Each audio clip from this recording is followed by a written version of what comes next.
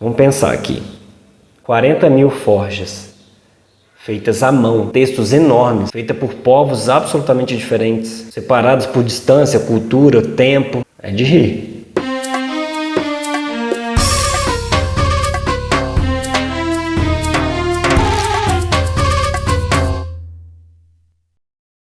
Então vamos lá, no vídeo passado a gente tratou sobre a existência de Deus. Se verdadeiramente tínhamos que reconhecer a possível existência de Deus, nós deveríamos acreditar que a Bíblia é inspirada? É uma pergunta. O objetivo nosso é questionar, não para que tenhamos atritos teológicos com outras escrituras, mas para que a gente venha compreender o que verdadeiramente ela ensina. Então esse tipo de questionamento sobre a existência de Deus, sobre a inspiração da Bíblia, sobre quem é o Filho do Homem, o Messias, fazem parte da nossa trajetória. E as nossas dúvidas a gente tem que estudar e nossos estudos têm que ser compartilhados. Então, muito obrigado por vocês estarem aqui. Hoje nós vamos responder algumas perguntas. Por exemplo, partindo do pressuposto que nós vimos através da lógica da existência de um Deus, será que ele deixou um livro? E qual seria esse livro? Qual seria esse livro? É uma pergunta. Descobrindo o livro, a gente ainda tem algumas outras perguntas a responder. Será que esse livro seria inspirado? Será que o livro foi adulterado? Como é que o livro chegou até a gente? Vai que a gente está lendo coisa errada. E aí? Então, academicamente, não há um consenso sobre a origem da vida.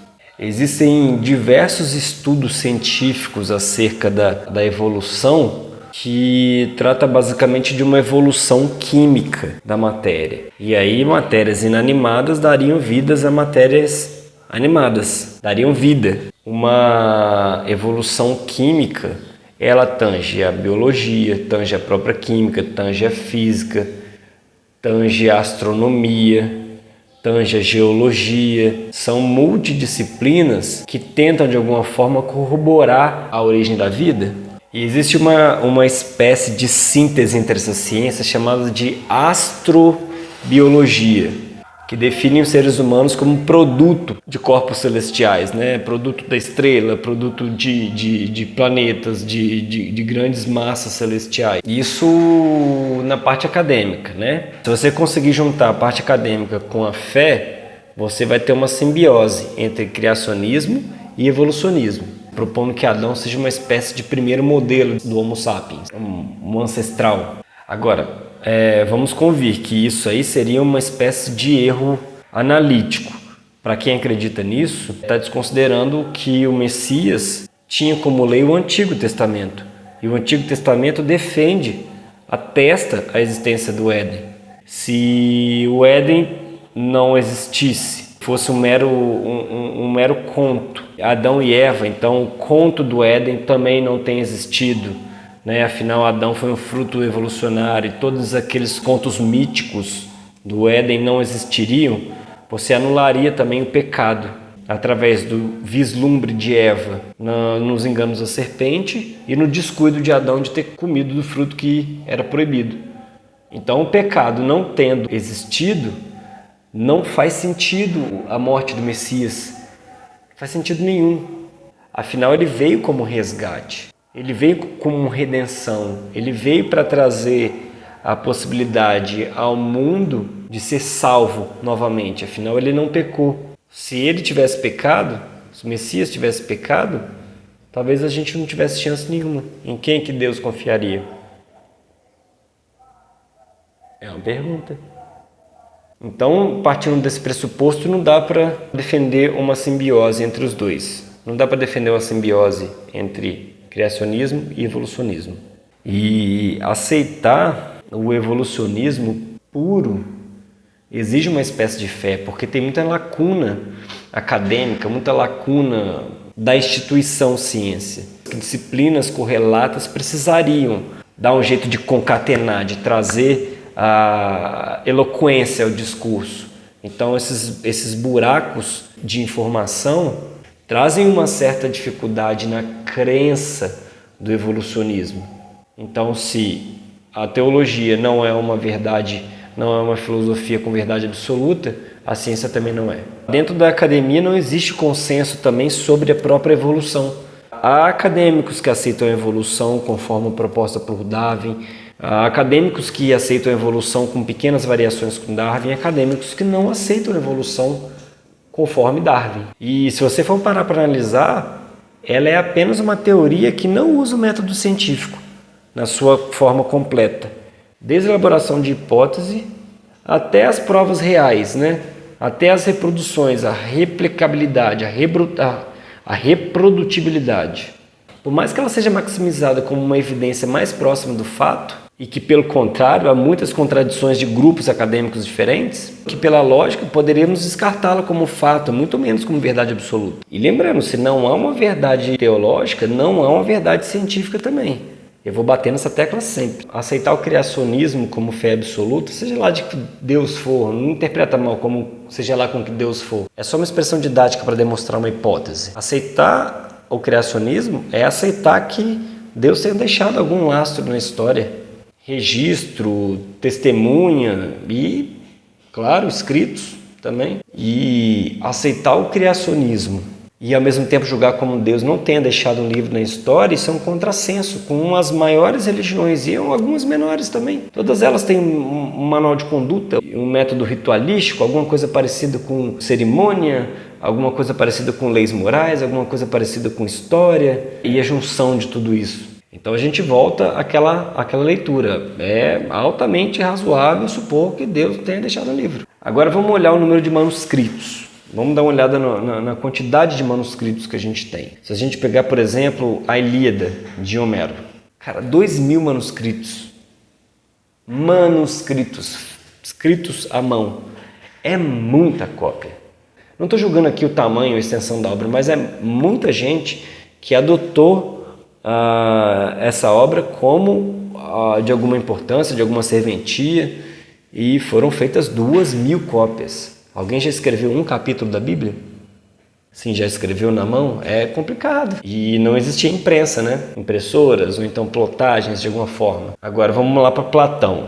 Platão é um filósofo grego, né, de expressiva notoriedade. Escritos dele, você encontra cerca de 300 manuscritos. Bastante coisa, mas ainda 15%, se eu não estou fazendo a conta errada, de Ilíada. Então é bastante manuscrito também, mas levando em consideração a expressividade de Platão, talvez seja pouco manuscrito. E outra coisa, por falar sobre Deus existir ou não, não há comprovação arqueológica nenhuma sobre a existência de Sócrates, que é outro filósofo grego, a não ser nos próprios escritos de Platão. Será que Sócrates existiu? É uma pergunta. Nos escritos de Platão e de outros discípulos de Sócrates. E sobre o Alcorão?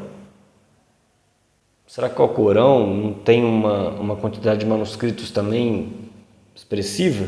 O Alcorão basicamente é um relato da vida do profeta Moisés, uma revelação dada por Deus aos seus seguidores também, que teria cerca de 60 fragmentos e 2.000 fólios. Seria uma página frente e verso, né? Seria uma folha frente e verso, então seriam 4.000 páginas, né?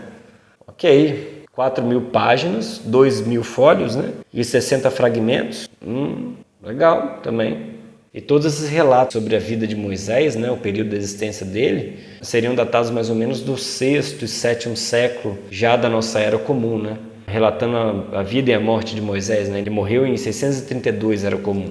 E aí eu vou falar o nome agora de 3 pesquisadores de manuscritos bíblicos. Vamos lá. Wayne Grudem, C. John Collins e Thomas R. Schneider. E segundo eles, existem cerca de 3.000 manuscritos hebraicos do Antigo Testamento, 8.000 manuscritos da Vulgata Latina, uma tradução do hebraico para o latim referente ao Antigo Testamento. E existem também 1.500 manuscritos da Septuaginta, que é uma tradução do hebraico para o grego. Do Antigo Testamento, ainda estamos falando do Antigo Testamento só, tá? 3.000 mais 8.000 mais 1.500. E do Novo Testamento, 5.700 manuscritos em grego e 25.000 cópias para diversas línguas. a partir do século II em diante. É muita cópia. Isso porque eu estou excluindo os escritos aramaicos, a Peshita também, escritos etíopes, eu estou excluindo, escritos árabes, eu estou excluindo também, escritos orientais também, na lei de Deus seria passada para o mundo inteiro, poderia ter sido passada para o mundo inteiro, e no total catalogado são 40.000 cópias manuscritas, todas elas catalogadas, 40.000 cópias manuscritas.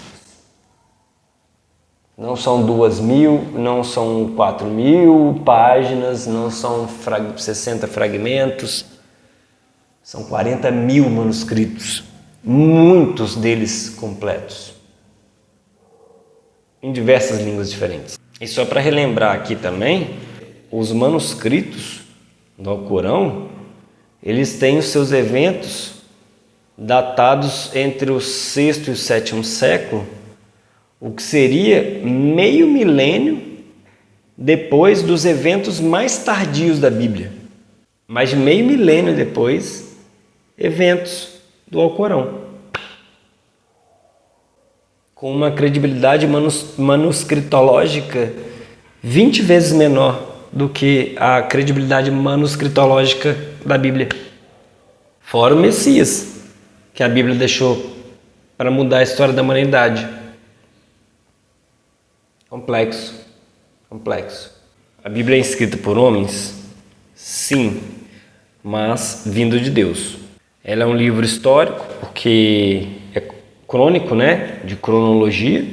É um livro tanto antropológico quanto sociológico. Ele trata de estudos civilizacionais, não sei se isso existe, porque ele descreve a história, o comportamento, a origem dos povos, o comportamento dos povos, dos quais cresceram grandes sociedades. Todos esses relatos são atestados pela arqueologia, inclusive por ateus, agnósticos, deístas, que são pessoas que acreditam que Deus existe, mas está distante, né? E por crentes também, por acadêmicos que acreditam na existência de Deus, acreditam em algum livro, seja ele a Bíblia ou o Corão, mas atestam a veracidade dos relatos históricos da Bíblia através da arqueologia. Ele é um livro também biológico, ele descreve alguns processos naturais, a movimentação da água na chuva, né? Descreve o processo de chuva, o comportamento do orvalho, a descrição de ervas e as suas funções, né? A nomeação, o comportamento, características de alguns animais também, mas nada exaustivo. E há inúmeras também descrições cosmológicas que tratam do cosmos, né? Isso merece um vídeo à parte. Eu vou encerrar esse assunto aqui agora sobre cosmologia, mas isso merece um vídeo à parte. Tem descrições geológicas básicas, mas tem muitas descrições geográficas, mas o topo do topo do topo é o nível da literatura. Olha o nível da literatura. É o nível de alto padrão até hoje. Tem aspectos poéticos belíssimos, passando pela concisão legalista também, pela eloquência dos eventos históricos na linha do tempo também. Tudo se cumpre. O que se é prometido é cumprido. As alianças de Deus com os homens são muito concisas. E o nível de moralidade? O nível de moralidade é aceito por inúmeros povos diferentes. Por mais que eles não levem a Bíblia como um todo, mas a moralidade que está escrita ali, pessoas levam para a própria vida, sem saber. Aceita por diferentes grupos sociais. E o nível profético do livro? É um nível de altíssima precisão as profecias. Ela contém as alianças que Deus não esqueceu em momento nenhum. Todas as alianças foram feitas e são válidas. Contém profecias que se cumpriram, profecias que vão se cumprir ainda. E outras obras literárias não se arriscam nem uma vírgula a predizer sequer uma delas. Ou com tamanha magnitude também. São profecias que envolvem sinais no tempo, sinais nas pessoas, comportamento das pessoas. É muito preciso. Por exemplo, a própria destruição de Jerusalém. Jerusalém é a terra prometida por Deus. Deus iria destruir sua própria terra? Destruiu. num ponto de vista conspiracionista, os israelitas não iam escrever sua própria história, destruir sua própria terra, destruir o seu próprio povo, só para corroborar um fato para eles, para forjar uma narrativa, seja lá qual for o motivo disso. E muito menos acertariam as datas que os povos iriam invadir, iriam dominar Jerusalém. Porque esses confrontos eles são intenção do inimigo, da outra parte, do outro exército. Como é que você vai saber a data em que você vai ser invadido? A data que você vai ser dominado? E as profecias de Daniel acerca dos impérios? É muito preciso, é muito preciso. O Império Babilônico, o Medo-Persa, o grego, o romano e o império onde o barro convive junto com o ferro. Leiam Apocalipse, Daniel, leiam os 4 evangelhos e compare com o que a gente está vendo hoje. Chegue às suas próprias conclusões. Meu amigo, se cuida, ora. Mas não é pelo Brasil, não. É por você, porque o mundo já está condenado. Sai dela, povo meu. Sai dela, povo meu. É uma ordem. Mas então quem aceita os livros da Bíblia? Loucos? Não. São 2 ou 3 testemunhas exigidas por Deus. E até mais testemunhas também. Judeus, muitos árabes, etíopes, os povos ocidentais e muitos povos orientais também. Inclusive os povos orientais são em muitos, né? Bota muito nisso, né? E essas testemunhas, elas estão espaçadas, né? Pela geografia, por interesses financeiros, por interesses políticos. Mas o que muitas pessoas não sabem é que elas não estão separadas pela cultura primitiva. Diferente do que muita gente pensa, né? Que a cultura primitiva do oriental é diferente da cultura primitiva do branco, do amarelo, do verde, do cinza. Certa emissora aí passou uma novela aí, né? Sobre clonagem. Relatando um pouco da vida dos árabes, né? Ela passou de uma forma totalmente deturpada, ocidentalizada. Aquele romance barato. Tem muita coisa ali que não aceita no mundo árabe até nos dias de hoje. Não seria há 20 anos atrás, há 30 anos atrás aceita. E você pensa que não, mas árabes, israelenses, afegãos, paquistaneses, todos esses têm muito mais em comum com o povo israelita do que diferença. E a diferença é política dos governos atuais, governos ocidentalizados, globalizados, governo que nem a lei de Deus segue. Mas as tribos permaneceram raízes lá. É o povo que segue o governo e as tribos primitivas, que ainda seguem modos de vida que se baseiam nas leis de Deus, seja o Deus que eles acreditam, seja na Bíblia. Só que dentro desses ritos religiosos, você vê muitas doutrinas bíblicas. Muitos desses ritos bíblicos aceitos em povos enormes, até em países inteiros. E o pior, eles são aceitos como providência divina de algum deus pagão, de algum profeta pagão, mas que arqueologicamente são posteriores aos eventos bíblicos. E esses povos teriam origem semita, por causa de uma proposição de Deus em relação às alianças, né? Deus tem um propósito, ele ia cumprir esse propósito. A antiga aliança, a aliança renovada e a aliança futura, que está prevista, onde a lei estará escrita nos nossos corações e nenhum irmão precisará ensinar ao outro. Né? A vontade de Deus prevalece. Vocês observam isso através da quantidade de judeus afrodescendentes, de índios que tem nas suas tribos também, rituais que seguem parcialmente ou integralmente o Antigo Testamento, a Antiga Aliança, e tem gente que já estudou muito sobre isso. Você que é israelita de pele escura e acha que você não tem parte na história das alianças, das promessas. Você tem parte na história e tem responsabilidades a cumprir também. E você pensa também, por que povos afrodescendentes e índios fariam isso com a sua própria cultura antiga? Talvez porque a sua cultura antiga não seja essa cultura que eles rotulam hoje. Não tem a ver com a cultura primitiva deles, a cultura atual, a que a gente vê na telinha. E aliás, orientais e índios se assemelham muito em orientais, né? Dá para ver. E orientais primitivos podem ter ascendência semita também, por causa desses ritos e doutrinas religiosas, né, que tem similaridade com a Bíblia que você vê lá no Oriente. Eles usam muitos símbolos, modo de agir, coisas que tinham dentro do tabernáculo, do templo, das leis passadas a Moisés, a Deus por Moisés, no Monte Sinai. Mas tudo bem, tudo parece convincente. Mas se esses livros foram escritos depois das profecias cumpridas, depois dos eventos relatados, uma espécie de forja que falsificaria os documentos. Vamos pensar aqui, 40 mil forjas, feitas à mão, com textos enormes, feita por povos absolutamente diferentes, separados por distância, cultura, tempo. É de rir. Mas vamos tentar responder essa pergunta também. Os manuscritos bíblicos mais antigos são datados do 2º e 3º século, antes da Era Comum. São cópias completas ou fragmentos dos textos. Cópias do tempo de Esdra e Neemias, que são cópias do tempo de Davi e Salomão, que são cópias do tempo de Moisés. Eu estou excluindo aqui também registros em pedra, cacos, artefatos, ferramentas, argila, e sem falar das cidades inteiras já escavadas. Sobre as línguas originais da Bíblia, o hebraico antigo, o aramaico, o siríaco e o grego antigo, são de diferentes povos, estruturas políticas, territórios, mas com a cultura religiosa muito similar, primitiva. Tem os mesmos fundamentos da criação, uma cosmovisão muito parecida, né? O que é estranho, né? E o que seria de relato diferente seriam variantes textuais, erros de cópia, troca de letra, inversão de palavras, comida de mosca, porque afinal era um processo extremamente exaustivo, né? Fazer uma cópia. Mas certamente muito edificante e muito prazeroso. Na correria do nosso dia a dia hoje seria uma benção a gente conseguir completar uma cópia à mão, para a gente sentir na pele. E eu estou tendo a oportunidade de estudar o hebraico antigo, o siríaco. Estou dando uma analisadinha também no siríaco.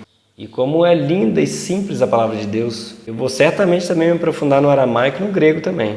Os grandes acréscimos ou ausências textuais são muito baseados em guerras, né? Em destruição de biblioteca, queima de biblioteca, destruição de documento. Mas a palavra de Deus dada a Moisés, os profetas e os evangelhos estão integrais. Os livros de sabedoria também, riquíssimos em poesia, em vocabulário, são livros com variantes textuais menores. Alguns livros históricos e proféticos tiveram, sim, problemas com seus relatos, devido a essas guerras, devido a esses problemas políticos. Mas nunca faltou em nenhuma língua, nenhuma cópia completa do texto. Aquela boa, assim, sabe? Pelo contrário, há muitas. A arqueologia ela tem sido uma providência de Deus para corroborar os fatos históricos. E esses fatos são testados ali, né? São atestados, ok, mas são testados também. Os eventos ali descritos, né? Então qualquer possibilidade de adulteração é contraposta pela preservação de muitos manuscritos dentro de uma mesma língua, afinal são 40 mil manuscritos, mas atestados também entre línguas diferentes, cópias completas entre línguas diferentes. Afinal são 40 mil manuscritos para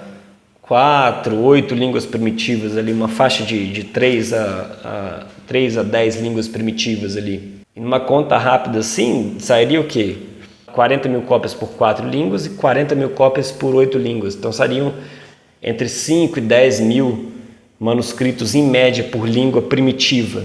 Em outras palavras, essas 5, 10 mil cópias dentro de uma mesma língua, elas têm que estar totalmente incongruentes. Ela tem que estar divergente para parecer um documento forjado. E o pior, elas não são incongruentes nem entre si, nem entre outras línguas, porque Deus não falha.